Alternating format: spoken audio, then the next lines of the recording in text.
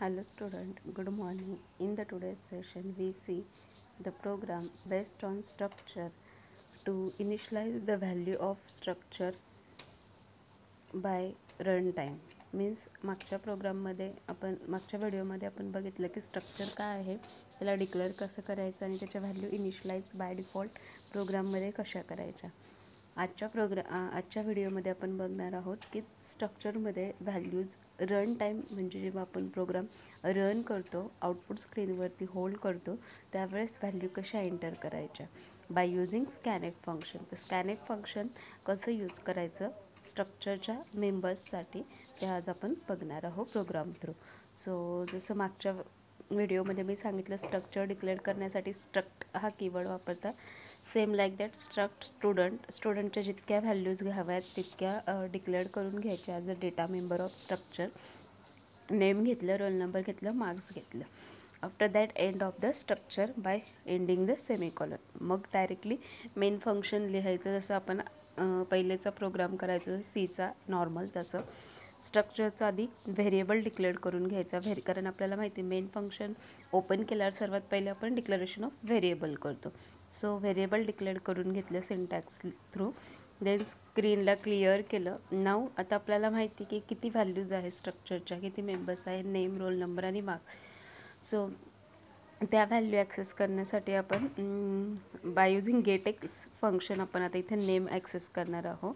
So get एक message दिला, enter the name, get S dot name. S is the variable of structure and name is the member of structure. So S variable through आपण मेंबरला access केलं आणि अशा पद्धतीने run time आपण त्याची व्हॅल्यू स्कॅन केली. सेम रोल नंबरसाठी स्कॅनएफ %d यूज केलं.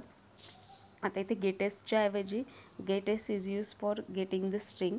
याच्याऐवजी आपण स्कॅनएफ डायरेक्टली लिहून फक्त %d स्पेसिफायरच्या ऐवजी स्ट्रिंगचा जो स्पेसिफायर आहे पर्सेंटेज, जो ॲरेच्या प्रोग्राममध्ये मी सांगितला आहे, तो वापरून सुद्धा तुम्ही प्रोग्राम करू शकता. नंतर रोल नंबर ॲक्सेस केला, %d %s dot roll number. Okay, स्ट्रिंगला ॲड्रेस द्यायची गरज नसते. So here I am not passing the address, % symbol. Same for marks, floating point असल्यामुळे %f स्पेसिफायर घेतला %s डॉट मार्क. अशा पद्धतीने रन टाईम व्हॅल्यू रीड करून घेतल्या आणि त्या प्रिंट करायला again by using variable of structure dot member of the structure. अशा पद्धतीने त्याच्या स्पेसिफायर रिलेटिव्ह त्याच्या व्हॅल्यूज इथे प्रिंट करून घेतल्या. सो अशा पद्धतीने तुम्ही स्ट्रक्चरचा program values run time access करण्यासाठी करू शकता. ओके, नाऊ आता आपण बघूया copying and comparing structure variable. Means what, स्ट्रक्चरचा जो व्हेरिएबल आहे तो एक पूर्ण स्ट्रक्चरचा ॲज इट इज कॉपी दुसऱ्या व्हेरिएबलला कशी करायची आणि त्यांना कम्पेअर कसं करायचं. For that purpose we have to first declare the 2 variable of structure.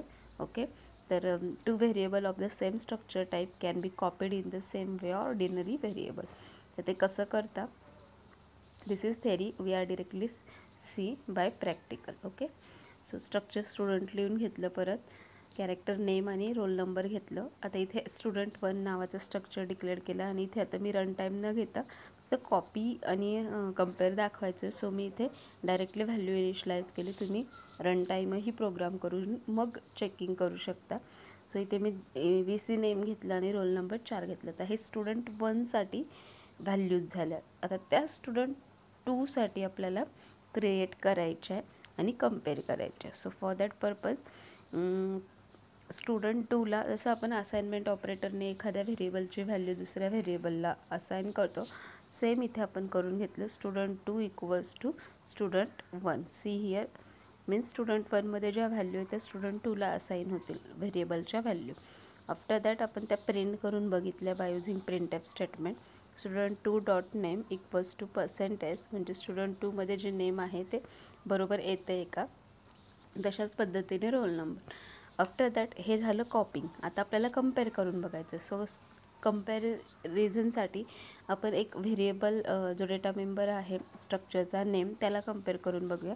So for that purpose if मध्ये आपण कंपॅरिझन करतो. So if string comparison student 1 dot name comma student 2 dot name equals to 0 आणि student 1 dot roll equals to student 2 dot roll. म्हणजे comparison करताना इफमध्ये condition त्याच्या object variable through त्याच्या मेंबर्सची व्हॅल्यू कंपेअर करायची कंपॅरिझन ऑपरेटर थ्रू, आणि जर ते दोघं इक्वल असतील तर स्टुडंट 1 आणि स्टुडंट 2 आर सेम असा मेसेज द्यायचा. Means here the structure can be declared global, that means outside of the main function, and now we can access the function inside the main function of the structure variable. So अशा पद्धतीने तुम्ही copy आणि compare करू शकता स्ट्रक्चरच्या different variable. So तुमच्या ॲप्लिकेशननुसार तुम्हाला जर स्ट्रक्चरच्या मेंबर्सला काही कंपॅरिझन किंवा ग्रेटर चेक करायचं असेल तर अशा पद्धतीने तुम्ही करू शकता. So this is the program to copy and compare the structure variable into the another variable of that same structure. Now second topic is array of structure. Array of structure म्हणजे काय, आतापर्यंत आपण स्ट्रक्चरचे 1, 2 किंवा जास्तीत जास्त 3 व्हेरिएबल क्रिएट करत होतो. But आता मला काय करायचं आहे, पूर्ण क्लासचा रेकॉर्ड स्टुडंटचा स्टोअर करायचा आहे. तर जर 60 स्टुडंट असेल तर 60 व्हेरिएबल डिक्लेअर करणं not sufficient. Okay, it is sufficient आहे, बट तेवढं लिहिताना आणि ॲक्सेस करताना लागणारा जो वेळ आहे तो खूप जाणार आहे. सो त्यासाठी आपण इथे जसं ॲरे कन्सेप्ट आपण बघितली होती रिपिटेशन किंवा मल्टिपल व्हॅल्यूज घेण्यासाठी, सेम इथे स्ट्रक्चरच्या व्हेरिएबलच्या मल्टिपल व्हॅल्यूज घ्यायच्या. सो त्यासाठी आपण ॲरे ऑफ स्ट्रक्चरचा यूज करणार. सो मग ते कसं करतात ते आता बघूया. आपलं बाकी स्ट्रक्चर ॲज इट इज असेल, फक्त जर तुम्हाला त्या पर्टिक्युलर स्टुडंटचा 60च्या 60 पूर्ण क्लासचा रेकॉर्ड कीप करायचा असेल तर you can create a variable as S2, S1, S2, S3 up to S16. So जे काही त्याच्यामुळे लागणारा टाईम, वेळ आणि स्पेस आहे तो रिड्यूस करण्यासाठी आपण इथे नवीन कन्सेप्ट बघतो, that is array of structure. Now how it is handle that can be seen. So 2 ways आहे डिक्लेअर करायला ॲरे ऑफ स्ट्रक्चरचे. स्ट्रक्चर बाकी ॲज इट इज डिक्लेअर करायचा, व्हेरिएबल डिक्लेअर करायचा, आणि त्या व्हेरिएबलमध्ये किती व्हॅल्यू, म्हणजे जसं आपण ॲरेची साईज द्यायचो तसं इथे आपल्याला किती मेंबरसाठी इथे साईज घ्यायची ती आपण इथे घेणार आहोत. Okay, like this array with their size. तर त्या व्हेरिएबलची इथे जर तुम्ही 60 व्हॅल्यू दिले तर एका क्लासचा पूर्ण रेकॉर्ड तुम्ही नेम, रोल नंबर, मार्क्स आणि रिमार्क्स हा 60च्या 60 स्टुडंटसाठी ॲक्सेस करू शकता ॲट अ टाईम. ओके, हा एक वे आहे. दुसरा वे, जसं तुम्हाला मी सांगितलं होतं, इथेच व्हेरिएबल न डिक्लेअर करता न्यू लाईनवरती तुम्ही त्याचं टाईप, त्याचं नेम आणि देन त्याचं व्हेरिएबल विथ देअर साईज तुम्ही डिक्लेअर करू शकता. This is the 2 way to declare the array of structure. Now we see the program that takes the roll number, first name, last name of 5 student and print the same record in ascending order. सध्या आपण ascending order सध्या बाजूला ठेवू, फक्त आपण values access करून print करण्याचं काम कसं करलं जातं ते बघूया.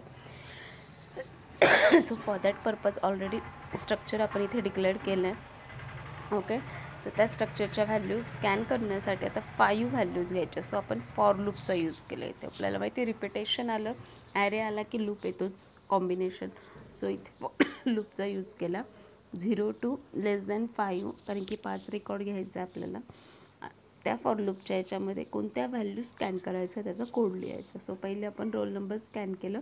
सो आत्तापर्यंत आपण फक्त %s डॉट रोल नंबर लिहित होतो. ओके, पण आता इथे आपल्याला मल्टिपल व्हॅल्यूजसाठी घ्यायचे आणि आपण ॲरे घेतलेला आहे त्या पर्टिक्युलर व्हेरिएबलचं.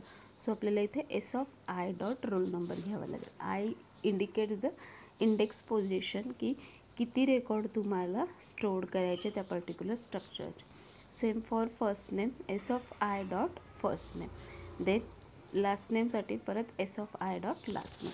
अशा पद्धतीने तुम्ही व्हॅल्यू रीड करू शकता आणि परत प्रिंट करण्यासाठी पण सेम फॉर लूपमध्ये प्रिंटएफमध्ये डायरेक्ट त्याचा स्पेसिफायर देऊन त्याचा व्हेरिएबलची व्हॅल्यू प्रिंट करू शकता. This is the way to declare the array of structure for a multiple values. So अशा पद्धतीने तुम्ही रेकॉर्ड स्टोअर करण्यासाठी स्ट्रक्चरचा यूज करू शकता आणि मल्टिपल रेकॉर्ड्स सायमल्टेनियसली घेण्यासाठी ॲरे ऑफ स्ट्रक्चरचा यूज करू शकता. I think it is clear. Thank you.